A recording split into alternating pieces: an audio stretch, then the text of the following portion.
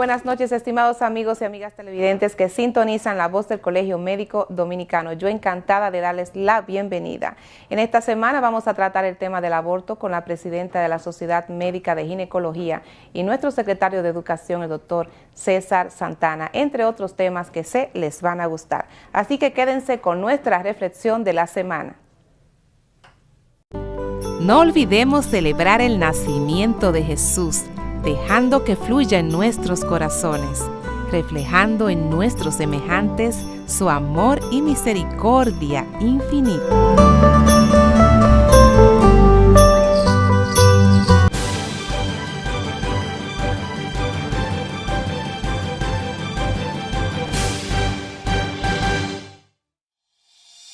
Si deseas comunicarte con nosotros, solo tienes que marcar el 809-533-4602 o visitar nuestra página web cmd.org.do. Colegio Médico Dominicano, por la institucionalidad, la defensa del médico y la salud del pueblo.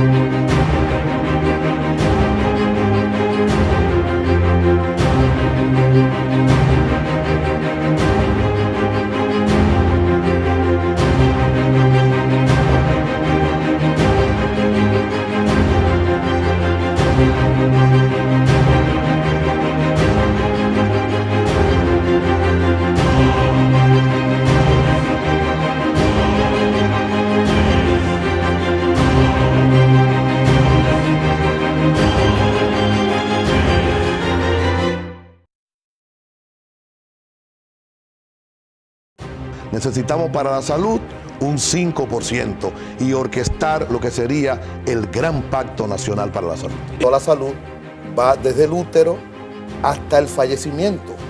Los médicos y médicas somos la voz de la solidaridad. El pueblo lo sabe. Sin la salud es difícil uno llevar a cabo una serie de actividades normales, cotidianas en la vida. Si mejoramos la inversión en la salud, vamos a mejorar todos los indicadores, señor presidente, incluyendo la mortalidad materna infantil. Vamos a convocar estas voluntades, vamos a acompañarle y no tenga duda, se puede.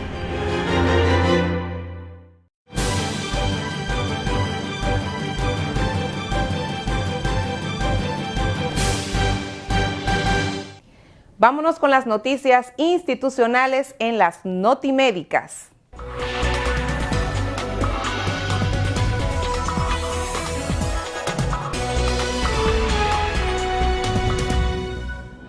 Abordaje de 360 grados del proceso salud-enfermedad fue la 10ª conferencia magistral y última de este año, organizada por la Coordinación Técnica dirigida por el Dr. Fernando Fernández, la cual fue impartida por el Dr. César Castellanos a facultativos y estudiantes del área de la salud de diferentes universidades, con la finalidad de abordar cambio de paradigma en el componente del sistema sanitario, que a su juicio está fundamentado sobre supuestos, modelos equivocados que no funcionan, provocando a su vez el incremento de enfermedades.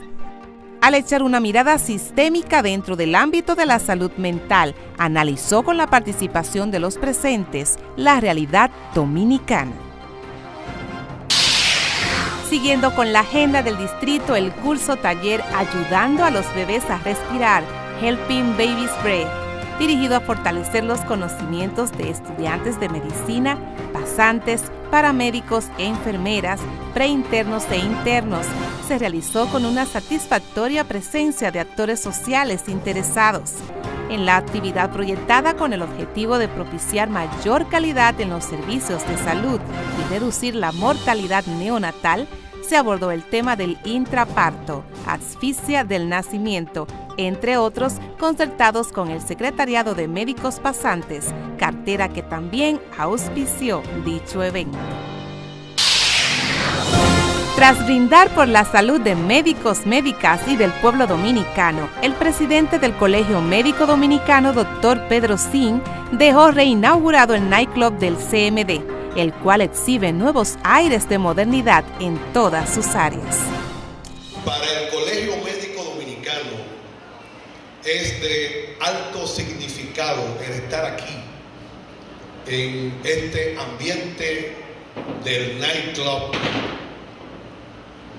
cuyo nombre atinado es el de el doctor Francisco José Cano González.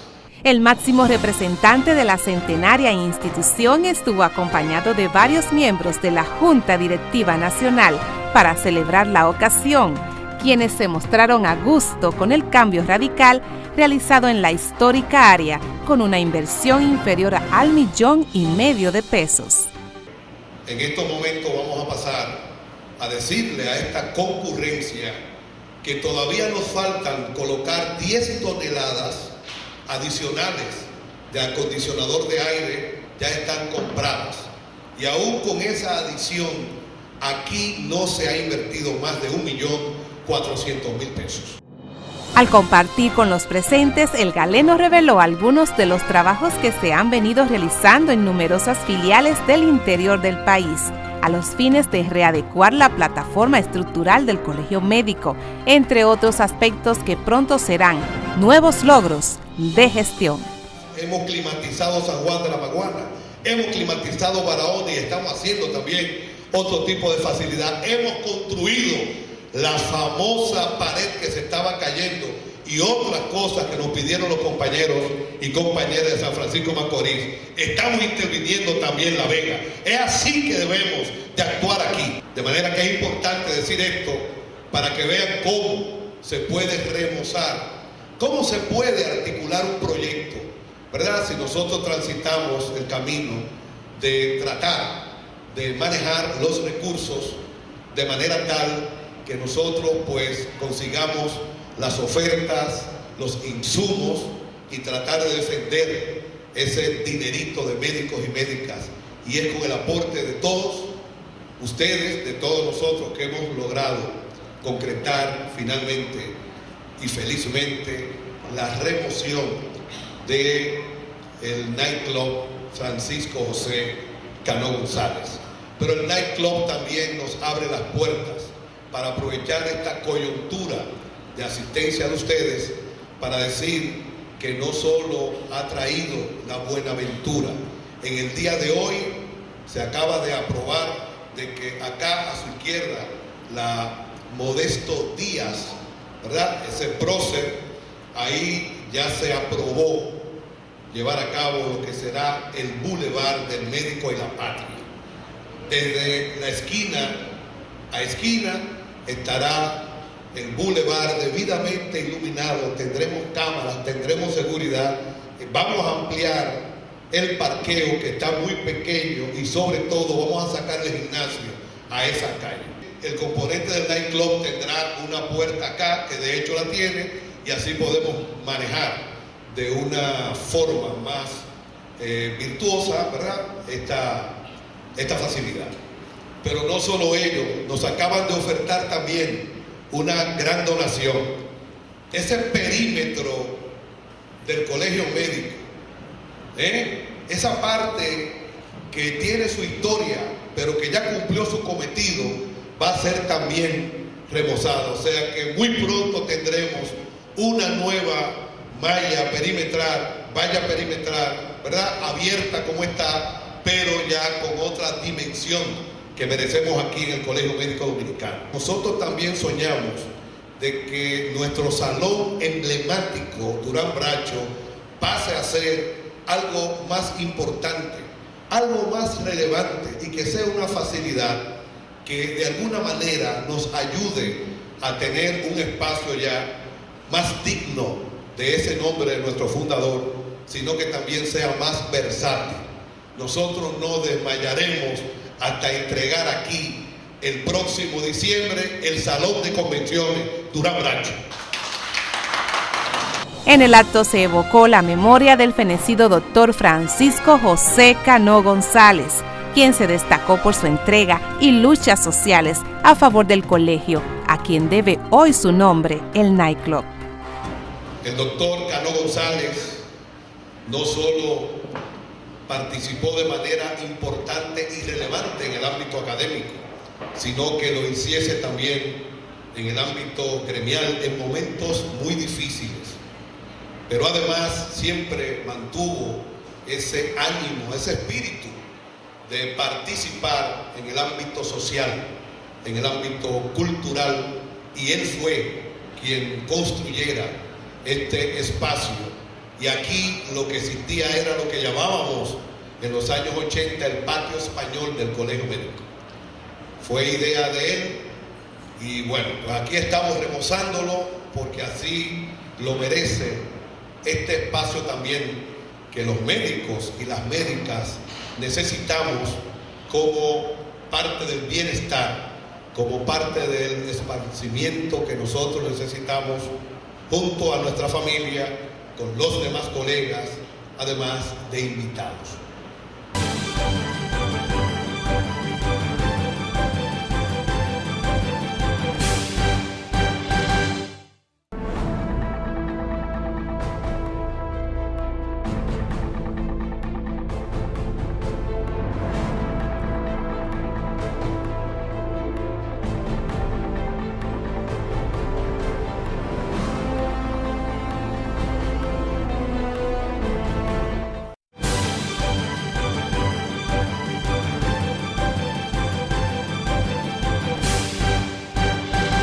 Estamos en un escenario donde surge de nuevo la controversia del tema del aborto.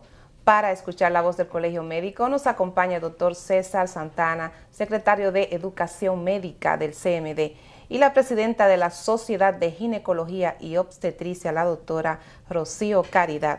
Bienvenidos, doctores, a la voz del Colegio Médico Dominicano. El compromiso es dar la perspectiva dentro del punto de vista del ejercicio profesional. ¿Cómo afecta este tema a los médicos? Sí, muy buenos días, Rosy. Gracias por la invitación. Una vez más, estamos muy preocupados por este tema del artículo 30 y qué bueno que nos invitas para tratar de dar la opinión desde el punto de vista de la Sociedad de Ginecología y Obstetricia. Definitivamente el artículo 30 como está concebido, que lo cita, tal y como dice, el derecho a la vida es inviolable desde la concepción hasta la muerte. Entonces, si lo analizamos desde el punto de vista de que es inviolable desde la concepción hasta la muerte, llegará un momento en que si uno tiene por alguna razón para proteger a la madre ante una eventualidad que pueda presentarse, el médico se ve en la disyuntiva de tratar de qué hacer desde el punto de vista ético y moral. Porque es claro, el derecho a la vida es inviolable. Pero en la hora que la paciente tenga una patología que comprometa su vida, el tú tener que decidir por el embrión o el feto, ya tú estás definitivamente violando el propio derecho, el propio código. Entonces se contradice en ese sentido. Ok, ahí entra en juego el concepto de aborto terapéutico, ¿no? O interrupción terapéutica, ¿no? Que es lo que ustedes abogan. Sí, correcto. Existe una entidad que es el aborto incompleto, que es la mayoría de los casos. Entonces, en esos casos, el médico tiene que intervenir con un procedimiento que se llama legrado terapéutico. El paciente nos llega con una retención de restos, o sea, una expulsión de una parte del producto de la concepción. Pero si el artículo no prohíbe intervenir o nos dará cárcel, como dicen, nos vamos a quedar con la mano cruzada.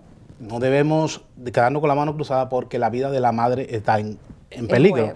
Ya la del bebé, lamentablemente, por una decisión X, una situación X, una enfermedad o lo que fuese, pues ya se ha perdido. Entonces usted debe cooperar, trabajar con la madre, hacerle su legrado para evitar que por un sangrado pueda fallecer la madre.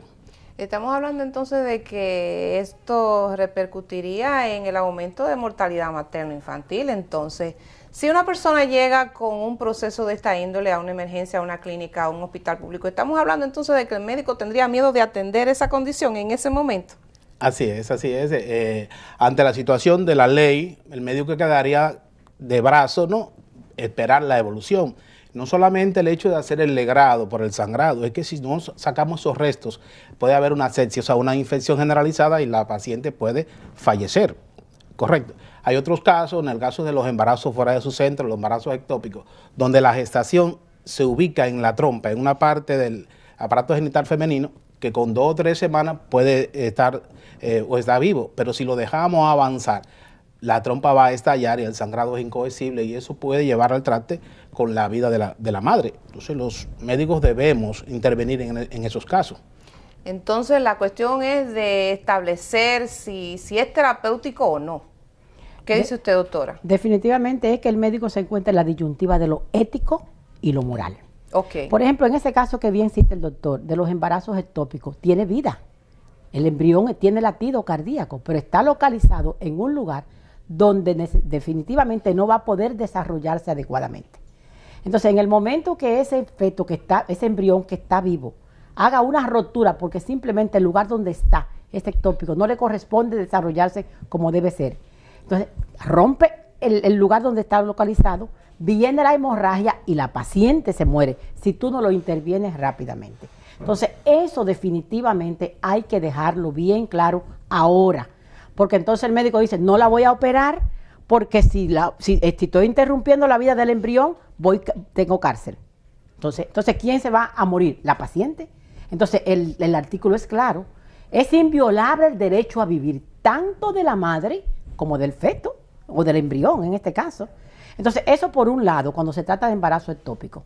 Pero resulta también que en algunas ocasiones la madre tiene una patología que no debe ella embarazarse bajo ninguna circunstancia. Porque si se embaraza, esa paciente corre peligro su vida, puede morirse. Pero se embarazó.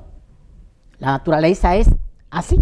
Entonces, ¿qué ocurre? Cuando esa paciente que tiene una patología que le contraindica, que está claramente definida, que contraindica el embarazo, ¿vamos a dejar que ella muera por no intervenir? Entonces, si la dejamos que muera, estamos en contra del artículo. Entonces, ahí vienen los familiares. ¿Vas a dejar que mi paciente muera? Entonces, tú no puedes dejar que ninguno mueran, ni la madre ni el embrión. Y estamos de acuerdo. Los médicos no estamos a favor del aborto, correcto, bajo ninguna circunstancia. Lo que pasa es que no se puede hablar desde el punto de vista, tratando de informar al pueblo las cosas como no son, de que estamos abocando porque se legalice el aborto. No, estamos en contra del aborto. Sí, porque se ve como de un sentido muy genérico, muy general, como si abriéramos las puertas para que sea lícito el aborto. Entonces la gente cree, la gente incluso me han abordado en la calle, doctora, entonces todo el mundo se va a hacer aborto. No, somos específicos. Solamente hay 3 puntos que hay que dilucidarlo, que hay que aclararlo, por el buen ejercicio de la carrera. Porque entonces el médico se va a ver atado de brazos. Porque yo no voy a ir presa porque haga y mira, yo estoy totalmente en contra del aborto. Totalmente. Y todos los que me conocen lo saben. Pero eso hay que aclararlo. Por eso felicitamos al licenciado Danilo Medina, porque él cotejó esos puntos importantes para que haga una comisión conformada por diferentes personas, con miras no a legalizar el aborto, simplemente a esclarecer esos puntos. Eso es muy importante, doctora, precisamente porque creo que ahí es donde está el ruido. Claro. Porque no se entiende. Nuestro presidente del colegio, doctor Pedro Sin, en la rueda de prensa, hizo énfasis en que debe verse el aborto como una enfermedad. Claro, dentro del ámbito de ustedes como profesionales que deben tratar estas condiciones en los hospitales y en las clínicas. El presidente hizo una observación, mandó a enmendar este código, específicamente los artículos 107, 108, 109. Sin embargo, el 111 como que quedó en una nebulosa, y es el que penaliza entonces la intervención médica, ampliando la pena de 5 a 20 años. Claro. Creo que hay que entender este proceso. No es que se está queriendo despenalizar el aborto. Hay que ser específico. Entonces yo creo que debe definirse bien ese marco ahí. Estamos hablando dentro del ámbito del trabajo del médico especializado, dentro de ámbitos institucionales, avalados y acreditados, ¿verdad que sí, doctores? Correctamente. Hospitales públicos, clínicas. Andeclí tiene también una voz en consonancia con ustedes como sociedad y con el colegio médico. ¿No? Y tiene que... Perdón, desde el ámbito del colegio médico, como la doctora explicó, nosotros no somos pro aborto. Evidentemente, ningún profesional ginecólogo de este país es pro aborto. Lo que existen algunas condiciones en el cual el médico tiene que intervenir para salvar la madre. Ya como dije anteriormente, ya el producto de la concepción, pues lamentablemente pereció. Entonces nosotros tenemos que salvar la madre. Pero ante este artículo, ante esta cárcel que nos piensan dar, no quedaríamos de brazos cruzados. Situación que entonces se perdería el producto y se perdería la madre. Porque como la doctora explicó, nadie va a coger cárcel tratando de salvar una madre. Vida o 2 vidas. Además, la madre hay que preservarla por encima de todo, porque la madre puede tener más bebés. Hay algunas patologías, algunos cánceres, donde la paciente hay que darle quimioterapia. La quimioterapia y el embarazo no son compatibles. Bueno, doctor, tenemos un buen ejemplo de eso. Hace años atrás, el caso de de Esperanza, que fue muy debatido. Muy comentado en los medios y debatido por ustedes, doctora, como sociedad, y donde el doctor también participó como hematólogo. Ustedes estaban en la disyuntiva de la condición de la madre. O el bebé. En ese caso, Esperancita tenía una leucemia, un estadio bastante avanzado, con una gestación inicial. El tratamiento de la leucemia lamentablemente es quimioterapia, pero eso afecta el desarrollo del bebé. Entonces se armó una discusión, un foro donde, ¿qué hacíamos? Dejábamos a Esperancita con su bebé y dejar que la leucemia acabara con ella y con el bebé, o se interrumpía. Al final no se llegó a ningún consenso y lamentablemente Esperancita falleció. ¿Esperancita murió? Murió, sí. Pero no podemos dejar eso. Podíamos haber, bajo psicólogos, los jueces... Pero los médicos hicieron su papel y se acogieron a los protocolos. A los protocolos. Es lo importante en estos casos, entiendo. Exacto, porque habla que tú hablas de protocolo, existen protocolos para los procedimientos de abortos incompletos. Ahí quiero entrar, doctor, porque estamos en un proceso de certificación y recertificación médica, donde la Sociedad de Ginecología, me imagino que está haciendo Estamos su elaborando trabajo. los protocolos, claro. ¿Cómo ayudaría establecer los protocolos, avanzar en este ámbito, dentro de este escenario y esta discusión?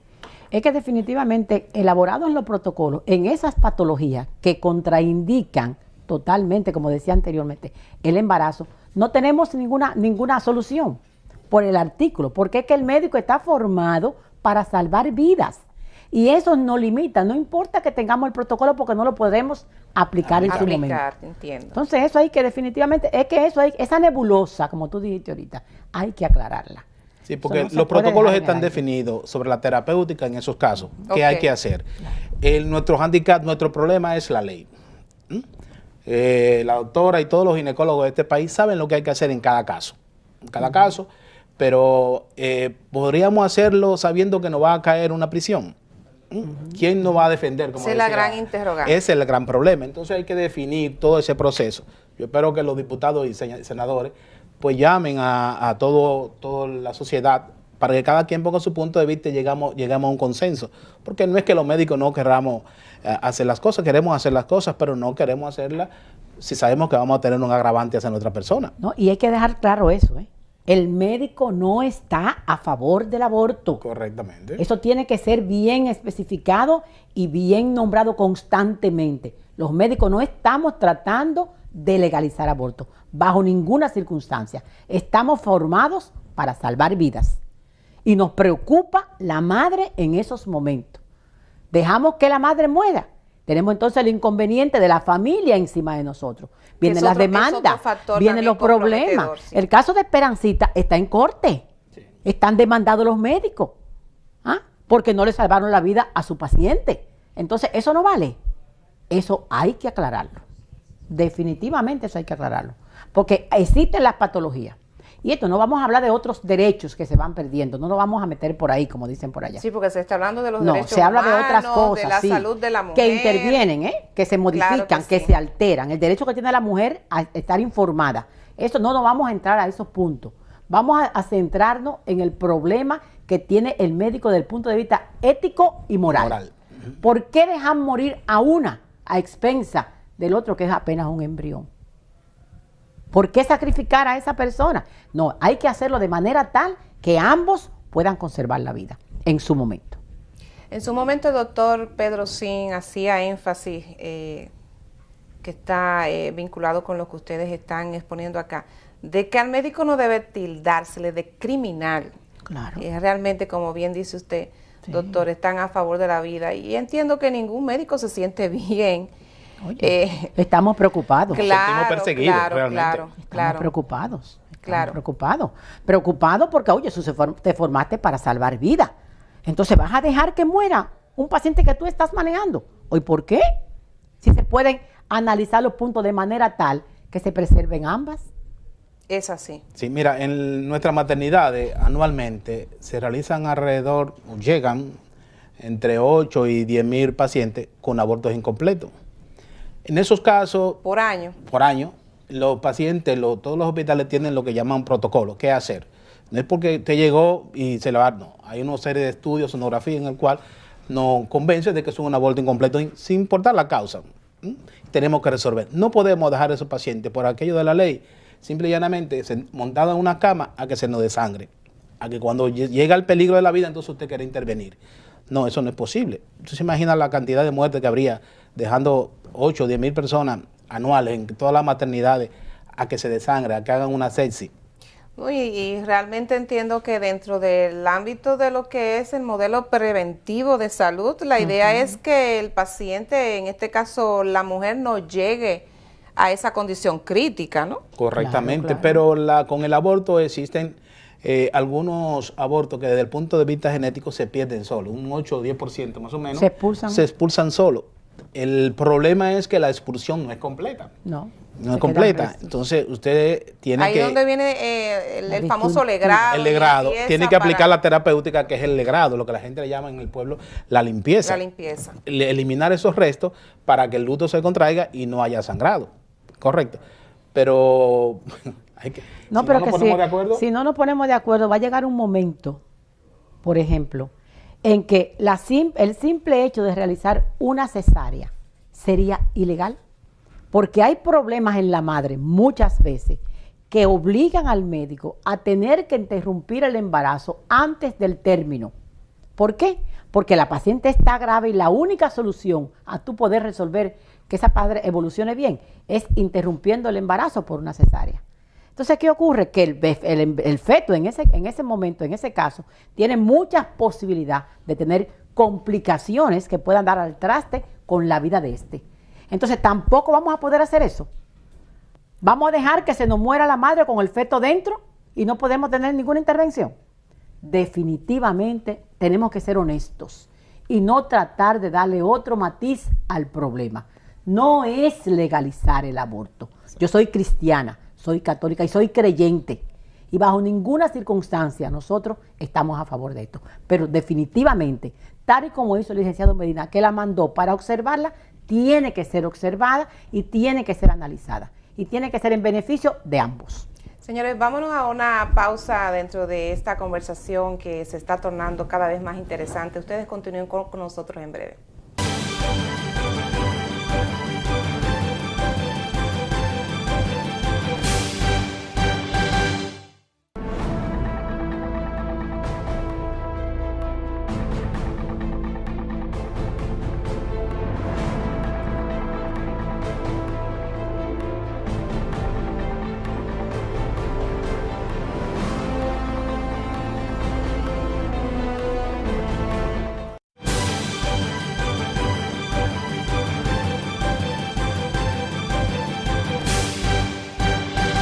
Seguimos con la disyuntiva del aborto con la presidenta de la Sociedad de Ginecología y Obstetricia y nuestro secretario de Educación Médica. Hemos hablado de todo un poco, pero el artículo 111, que es el que penaliza, que aumenta la pena de 5 a 20 años al profesional médico que incursione en esta práctica, y es el que se ha dejado, como dije al principio, como un poquito en el aire. ¿Cuál es la posición, doctora? Pero fíjate, Rosy, perdón que te tutee, no es que lo hemos dejado en el aire, es que nos interesan ambas cosas. Es que nos interesa la vida de la madre Y también nos interesa que el médico no sea penalizado como un vulgar criminal. Porque bajo ninguna circunstancia, por tú ejercer tu derecho, tu carrera, tú debes ser penalizado. Y un ejercicio Entonces lo que ético, se ha hecho todo, es que se ha endurecido la pena. Eso no va a resolver el problema. Se citaba hoy en uno de los diarios, por ejemplo, que han habido casos en que han habido mortalidades a nivel de las pacientes y se dice que ha sido por irresponsabilidad médica. No, las cosas tienen que ser bien claras. Lo que pasa es que como ese artículo está concebido, las pacientes recurren a manos que necesariamente no son las más idóneas y eso hace que la paciente ponga en peligro su vida. ¿Por qué? Porque no se atreve a ir donde ningún profesional cuando ella tiene un problema de una patología cualquiera que sea, porque está penalizada ella también, porque también está ella condenada. Claro que sí. Ella, el médico que lo realiza, todos los que participan en el caso. Entonces eso nunca se había visto, jamás. Entonces, por eso es que decimos que el médico no es criminal. El médico es un profesional que está preparado para salvar vidas. Bajo ninguna circunstancia podemos verlo como un criminal. Y eso no es un siempre delito. repetir que nosotros no somos pro aborto, No. ni la Sociedad de Ginecología y Obstetricia, ni del ámbito del colegio médico. Los médicos ginecólogos del país no somos pro aborto. Nosotros estamos a favor de la vida. Lo ideal es la vida de ambos, pero ante una disyuntiva necesitamos las herramientas para ejecutar los procedimientos y que no acarree con problemas judiciales hacia nosotros. Ya la doctora explicó diferentes patologías donde el médico tiene que intervenir, que lamentablemente tiene que fallecer uno. En este caso, el bebé, por una circunstancia X. Correcto. Nosotros no estamos en favor del aborto per se, del aborto por alegría. No, en eso no. Tenemos casos específicos. Sí, lo que queremos es que la ley sea bien estudiada, bien ponderada y que no nos castiguen. Porque como la doctora dice, es un aumento de la pena. Siempre ha existido la condena sobre eso, porque nosotros no hacemos aborto criminal. Los médicos ginecólogos no hacen aborto criminal. Es muy importante, doctor, No. porque realmente quizás existen algunas personas que dentro de ámbitos oscuros lo hacen. Bueno, es Pero que en la Villa del Señor hay de todo. hay de todas las ¿verdad? carreras. De todas las carreras. Eso es así. Hay personas que tienen algún ejercicio. Inescrupulosas que Exacto, son. que lo realizan. Pero realmente los médicos que pertenecen a la Sociedad de Obstetricia y Ginecología, que son colegiados, pues no están en ese tenor.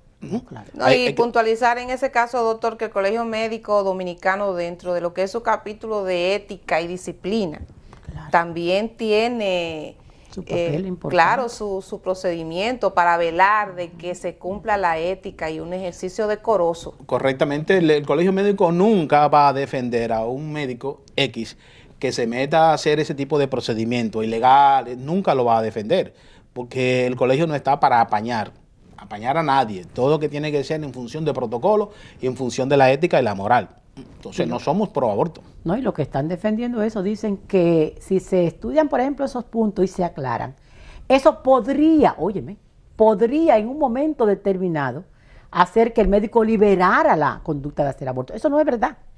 Tú no puedes hablar en una cuestión futurista que podría ocurrir. Eso no es así. Eso no es así. Porque estarían claros y bien puntualizados los casos en los cuales podría realizarse Exacto, eso, en dado caso. Eso no es que se va a liberar y que a todo el mundo le van a hacer un aborto, no. La mujer tiene que tener una maternidad responsable y saber en qué momento Sobre y todo. cuándo y qué cantidad de hijos tener. Eso es otra, te digo, no me quiero meter Es en otro otros capítulo puntos. que realmente Que- pasa igual que la entrevista que Ajá. tuvimos con la doctora Aide Cuás. Ese es un problema que es multifactorial, multisectorial, donde intervienen Claro, muchas muchos variables factores, realmente. Muchas variables. Por eso lo complicado y lo controversial del asunto. Así Pero es. qué bueno que estamos empoderados. Decirles a ustedes, población dominicana, de que estamos atentos, porque esto no es un problema. Es importante siempre decir que no estamos solamente cuidando el ámbito médico, estamos cuidando también la salud De de la la madre. mujer, de la madre, y de que tenga un adecuado tratamiento en estos casos. Y psicológico, porque tú te imaginas, hay un punto que no le hemos tocado, y es el del incesto. Es muy bueno decir, o claro, desde afuera, decir, el padre por algún momento, el que sea, embarazó a su hija. La embarazó. Entonces, se dice que no se debe castigar al embrión porque es fruto de una violación y de un incesto. Pero tú le das seguimiento a esa familia cuando tú permites que un producto del incesto siga gestándose en esa madre y finalmente se desarrolle. Y la disyuntiva también del trauma psicológico, ahí es que voy. Que causa la madre, ¿no? Trauma ahí psicológico. Viene el rechazo al embarazo, a la criatura. No solamente a la madre, a la criatura. Entonces, claro, es muy bonito desde afuera, pero hay que vivirlo en carne propia para darse cuenta qué tú haces cuando por cualquier razón, motivo o circunstancia, una hija es embarazada por su padre. Verdaderamente. Oye, eso también, analícenlo desde ese punto de vista. No de violación en sentido general, no, de un incesto. Un hijo de su padre y nieto nieto de su padre e hijo de su padre. Exacto. Hijo y nieto de su padre. Entonces, el desarrollo psicológico de este niño en la sociedad, ¿cuál tú crees que puede ser? Eso favorecería la criminalidad, la delincuencia, porque es un niño que de inicio está siendo rechazado. Entonces, todas esas aristas definitivamente tenemos que tratar de despejarlas. No podemos bajo ninguna circunstancia hacer las cosas así. Y todos podemos pasar en algún momento por esa situación. Así es, señores, agradecerles, ya el tiempo no nos da para más. Muchas gracias por haber estado con nosotros hablando sobre este tema que la población esperaba que el Colegio Médico tocara. Continuamos. Okay.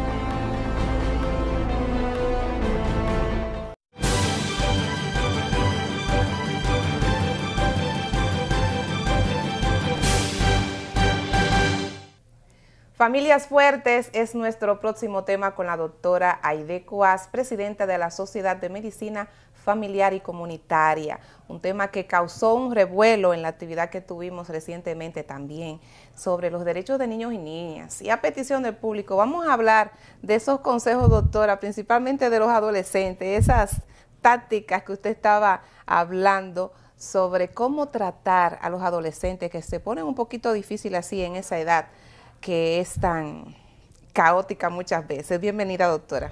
Muy buenos días a todos los televidentes de este prestigioso programa. Bueno, sabemos que la familia es la célula de la sociedad.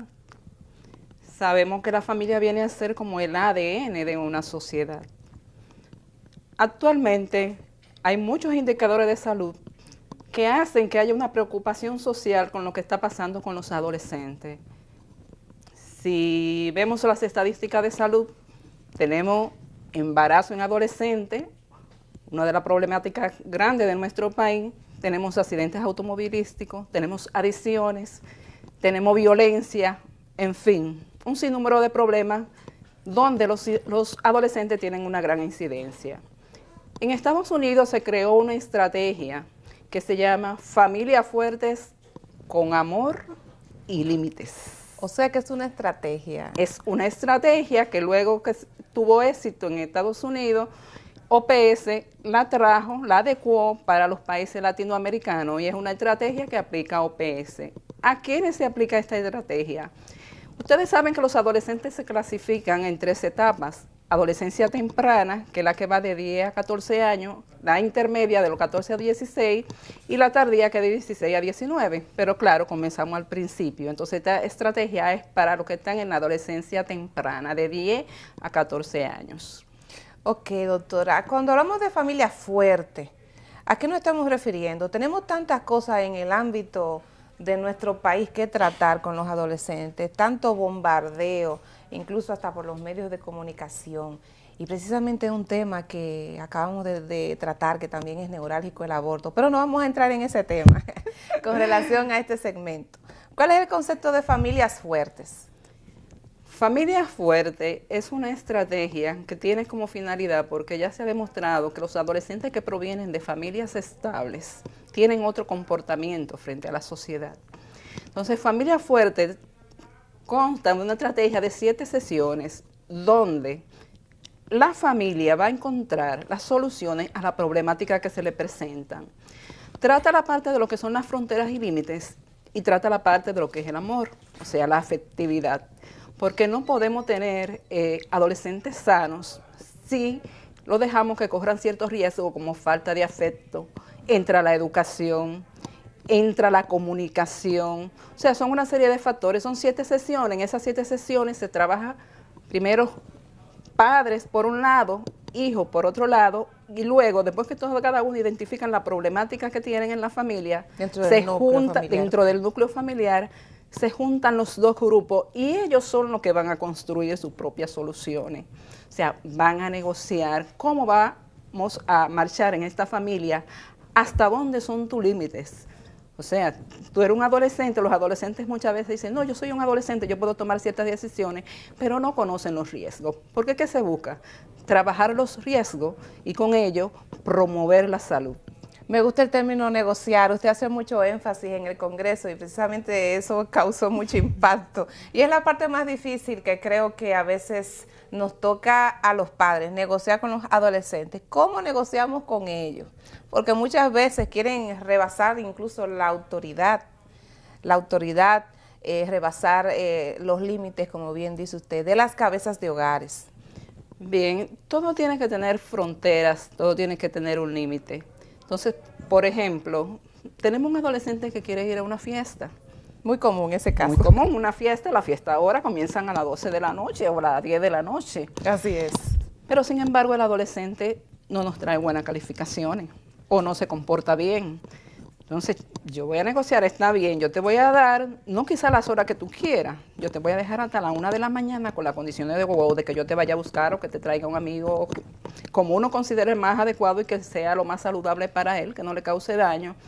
Pero tú tienes un compromiso, primero de cumplir con ese deber, pero también de cumplir con los deberes que a ti te tocan. Entonces, por ejemplo, también con ciertos objetos que quieren los adolescentes. Yo quiero un celular nuevo, papi. Oye, pero si tú no me has cumplido con los deberes que se supone que te corresponden como adolescente, entonces tú no te has ganado esto. Esto es un negocio. Y en el negocio tenemos que ganar todos. Así es, una por ejemplo, relación yo tuve un ejemplo ya muy personal. Yo tengo un hijo, cuando tenía 18 años, me decía que él era adulto. Tenía carro bien, tú quieres de tu carro, tú vas a salir. Entonces yo le decía, oye, tú eres adulto, tú llegas aquí a la hora que yo digo. Adulto no es tener 18 años, adulto es cuando tú puedes solucionar toda tu problemática. Entonces, aunque tú tengas 18, 19, usted se continúa siendo un adolescente, porque esa es otra, tenemos un límite de edades, pero mentalmente y psicológicamente no todo el mundo es adulto con la edad biológica. Entonces, hay que negociar. Yo te doy esto, tú me das esto, pero hasta aquí podemos llegar.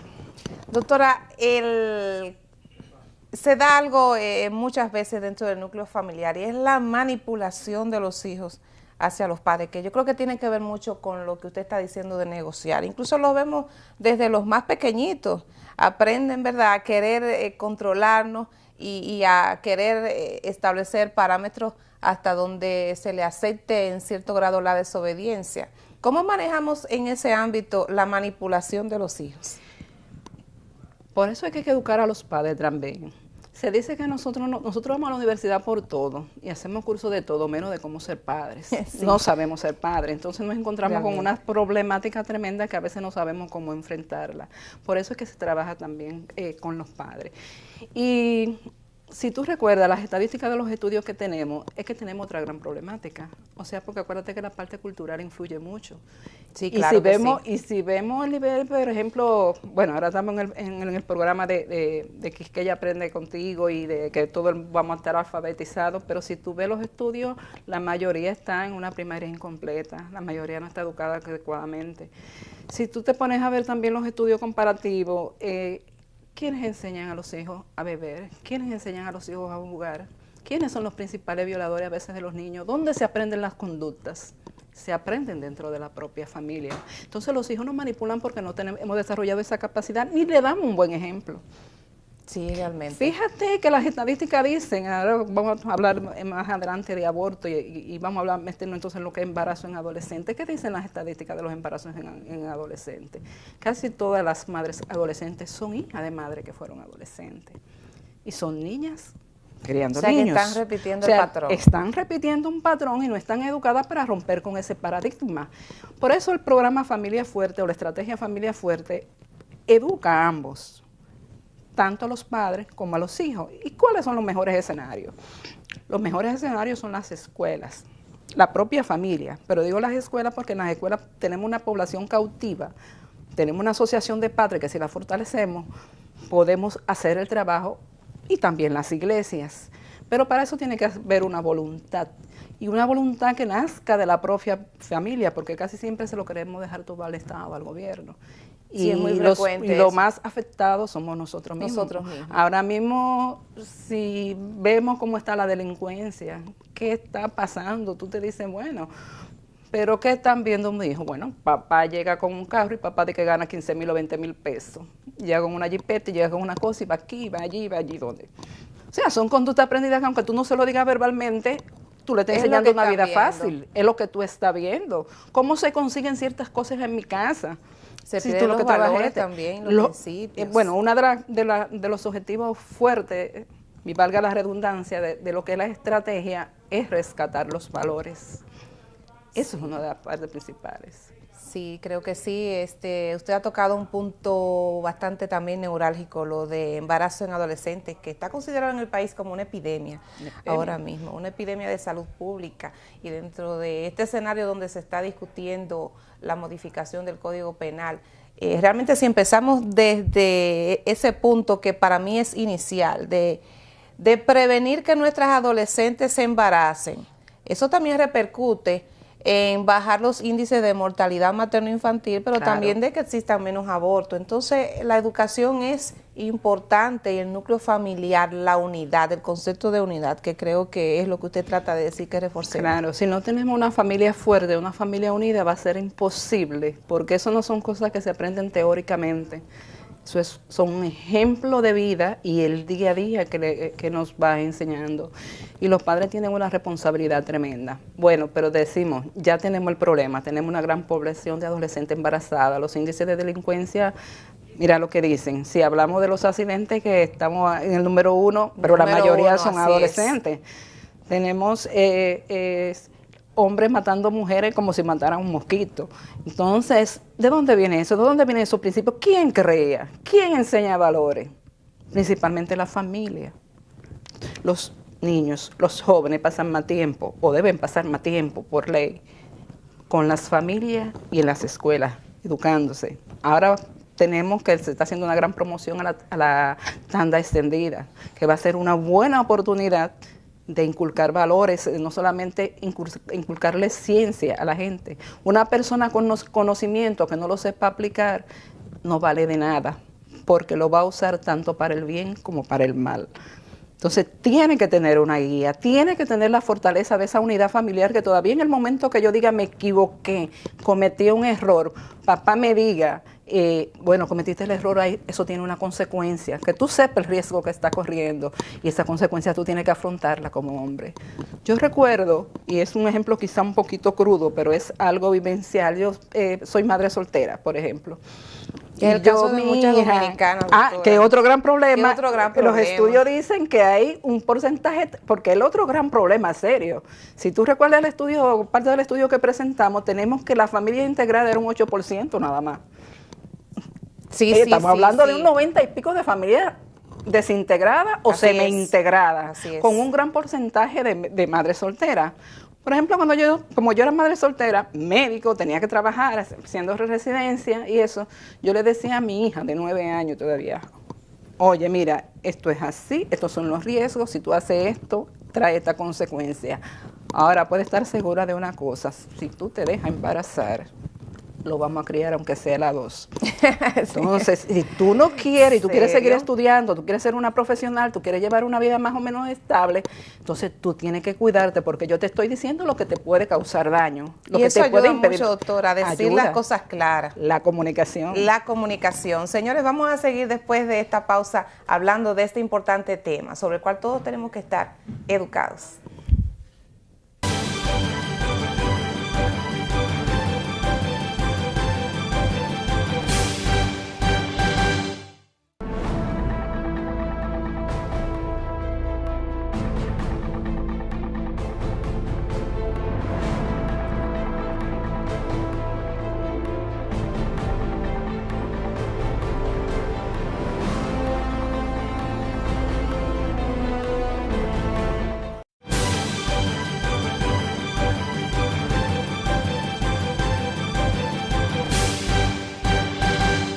La comunicación sigue siendo un factor importante y en este caso que estamos hablando de familias fuertes y la unidad nuclear de la familia. La doctora se quedó hablando de las madres solteras y este problema.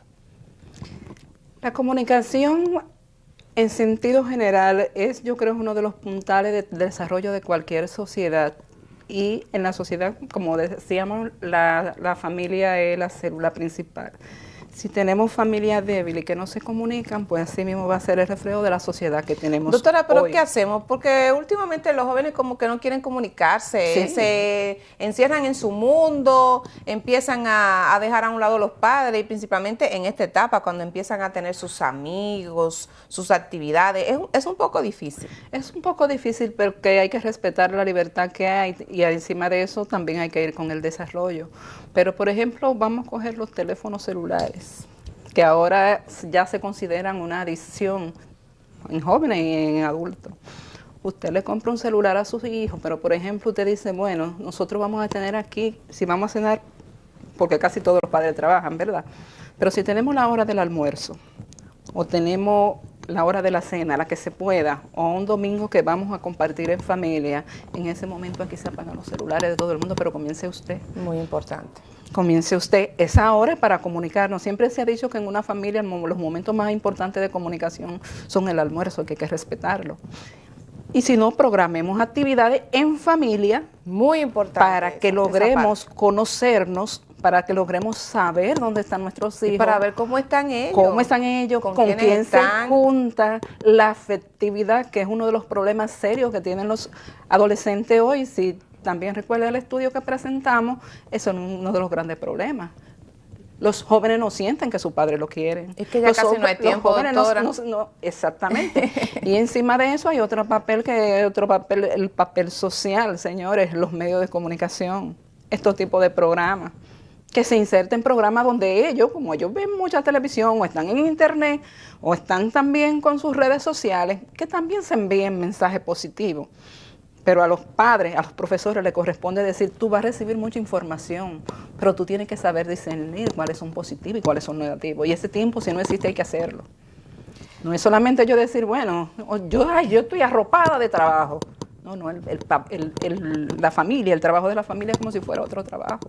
Tú tienes que sacar el tiempo necesario, aunque sea corto, el más importante, aunque sea corto, pero de calidad, para estar con tu familia, diario lo que tienen hijos, semanal lo que puedan estar semanal, pero tiene que haber el espacio de comunicación, que es el gran problema que existe ahora mismo. Ahora mismo los adolescentes están tomando decisiones solos con lo que reciben de los medios sociales.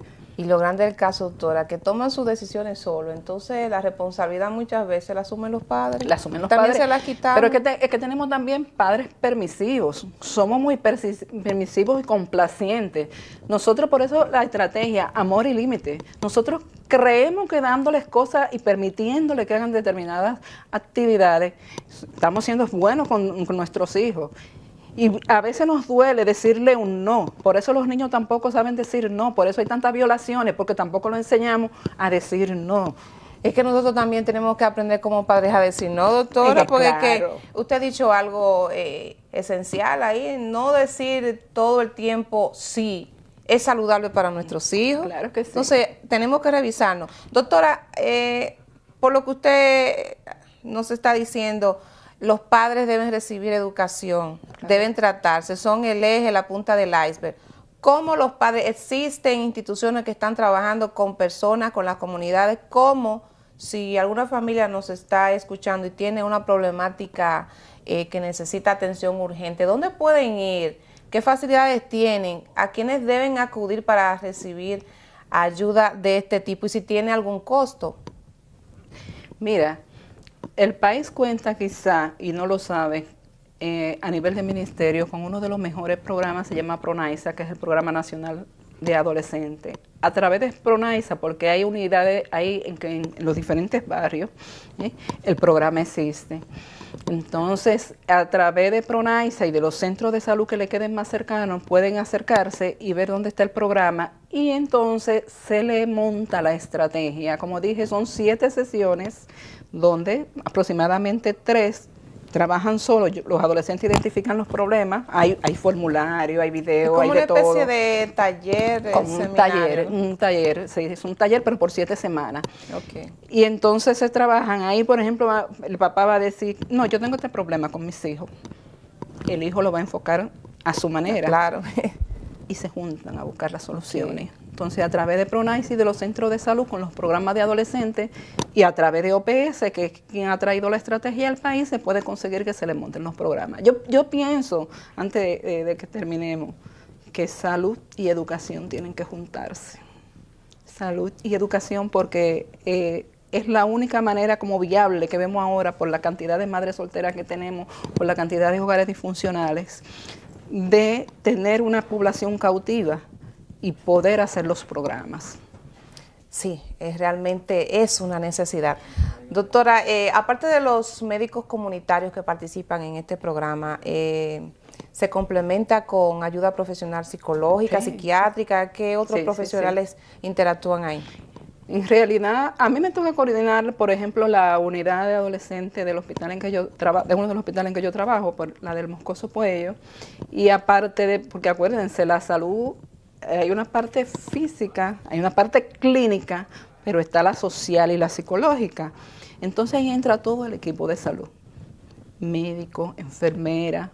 Hay una historia clínica específica para adolescentes y para detectar los riesgos que podemos encontrar. O sea, que se le crea su expediente y su historial clínico como cualquier patología. Como cualquier patología. Y está el psicólogo, el terapista si necesita que se envíe a terapia, pero hay un elemento primordial también que hay en las unidades de adolescentes, que son los ginecólogos.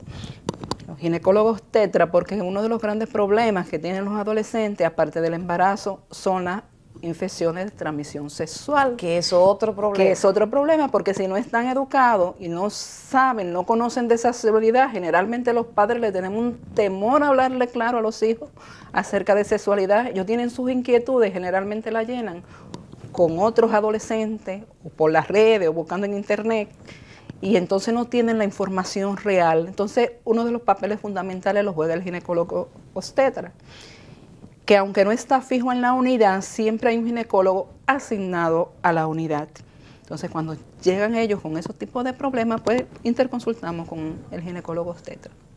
Qué bueno, esto realmente es gratificante saber que se está haciendo este tipo de trabajo, porque está contextualizado dentro de lo que es el enfoque sistémico de ver la salud. Fíjense cómo iniciamos hablando de un tema y este tema está interconectado con un sinnúmero de subtemas, sí, que a su vez son problemáticas también graves o realmente que tienen una repercusión de igual o mayor envergadura. Y ustedes anímense, señores, en esta Navidad a tener familias fuertes, a fortalecer ese núcleo tan lindo que es nuestra familia, la unidad, la comunicación siempre es importante. De eso depende nuestro futuro saludable. Así que muchas gracias, doctora, por estar con nosotros. Yo sé que usted va a volver a hablar de otros temas que también la teleaudiencia está interesada. Ustedes continúen con la voz del Colegio Médico Dominicano. Espero que les haya encantado el contenido de esta semana. Será hasta la próxima. Su amiga de siempre, Rosy Ramos Cabán, se despide.